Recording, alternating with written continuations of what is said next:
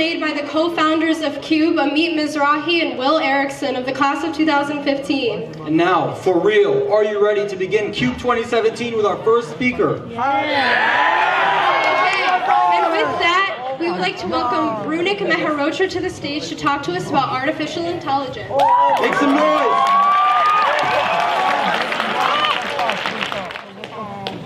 We, as a society, have a failure of intuition. And this failure is really a failure to fully detect, maybe because we can't comprehend a certain kind of danger that could lead to our demise. I'm sure some of you have heard of artificial intelligence, or the intelligence of machines. Now, AI is this danger that I suspect could be something that goes undetected throughout society for two main reasons. First, as a society, we don't really fear artificial intelligence. And second, we don't understand it. I hope to clear both of those two up, but let's jump directly into fearing artificial intelligence with two photos. First, let's take a look at this photo, which is a human interpretation of artificial intelligence. When you see something like this, at worst case, you're indifferent. And if you're a little bit like me, you're intrigued. That's contrasted with this photo, which definitely incites some sort of fear, which is ironic because the former is far more probable than the latter. Maybe it has to do with the fact that the Terminator has a funny German accent, or that we think Robert Downey Jr. is going to come and save us every day from Ultron. But I assure you, the danger is real. In this presentation, I want to talk a little bit about what makes intelligence, and then what artificial intelligence is, some types of artificial intelligence, and finally, some implications of AI. But before we jump into AI, let's take a little look at intelligence and what really intelligence is. And we're going to do that through a game, the International Academy versus Google. This game consists of 3 questions. I'm going to ask you, the audience, a specific question, and just think about the answer. Then we'll plug that same question into the Google search box, and we'll see what Google comes up with. Let's see who wins. First question, who is the 44th President of the United States? We plug this into Google. Google was able to get that pretty easily as well.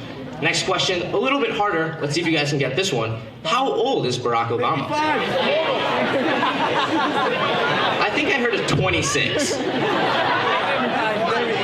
Anyways, Barack Obama's actually 55. I think Google wins on this one. Finally, last question. How old is the 44th President of the United States? Perfect, that was easy for us to answer because of our basic inference skills. For Google, it's not that easy. This is because Google does not embody the IB learner profile.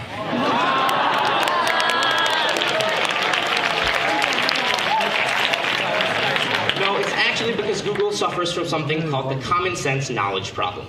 The common sense knowledge problem is a problem for machines because they don't have any form of intelligence. Which brings us to the question, what is intelligence?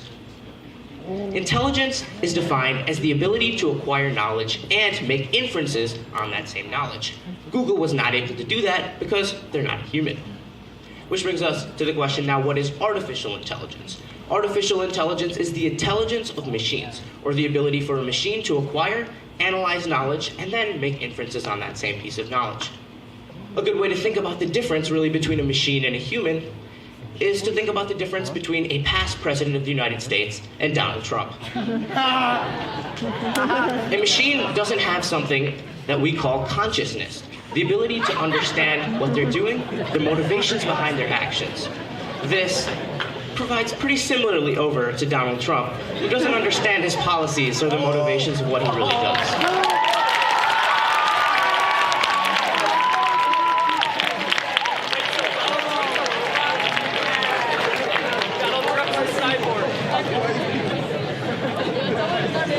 All jokes aside, let's take a look at some of the types of artificial intelligence. We have 3 types of artificial intelligence. There's weak AI, strong AI, and then true AI. Weak AI is known as artificial narrow intelligence. For reference, strong AI is known as artificial general intelligence, and true AI is known as super intelligence. Let's jump into weak AI. Weak artificial intelligence is defined as an algorithm or a heuristic that gets to the same answer as a human, but in a different way. For example, Vive Labs, a natural language processing AI, can answer the common sense knowledge problem, but it does so in a different way. When entered in the question, how old is the 44th President of the United States, it uses complex linguistics and context-free grammars to get an answer of 55, while us as humans can just use a couple of inferences. That's the definition of different ways of getting to a similar outcome. And that's why weak AIs are very specific in their implementations. Like, I can build a weak AI for search. I can build a weak AI to identify photos of cats, and I can build a weak AI to understand how things fall apart.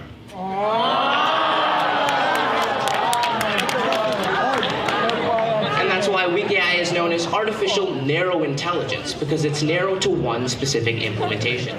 Some examples of weak AI include Siri, Google Now, and Amazon Alexa.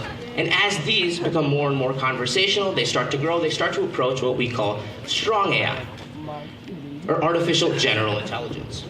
Artificial general intelligence is the ability for an algorithm or heuristic to do exactly what we do, get to the answer as a human does, and the same way as well. So we can look at some examples of artificial intelligence. There isn't really strong AI that's been developed right now for us. So let's take a look at some of the scientific examples of fiction. We've got Jarvis, we have Terminator, and then we have HAL. And really what they are digital brains, the ability to comprehend and understand knowledge and basically learn at a mind-numbingly rate. And once they do that, they get more and more and more powerful. That's what we talk about when we think of artificial intelligence. But really, what's the probability of something like this even being developed? Currently, there are 3 pieces of research that are going on, 3 different methods, as you could say. The first method is to copy the brain. Google is currently working on this, where they look at specific pieces of neurons. And then they see neurons who pass and exchange information for a specific piece of learning, and they map that to what's known as a neural network. Then those neural networks can act as a digital brain. And they haven't done that yet, but they're getting astoundingly close, where their computers can beat chess and they can beat the world's best Go player. The next way of creating strong artificial intelligence is through copying evolution. An amazing startup, Artificial Intelligence Labs, focuses on doing that through understanding how the brain was created through evolution in the past, and then using data science to map that out to try to see if we can create a digital brain. Finally, the third type, which in my opinion seems like not the right way to go because it just seems cheap. Many scientists believe that humans aren't even smart enough to create an artificial intelligence, so they create a set of weak AIs to do that for them. I'm not sure how probable that is, but we'll see how that goes. Anyways, people think strong artificial intelligence is thousands of years away. Well, Ray Kurzweil, a futurist, disagrees.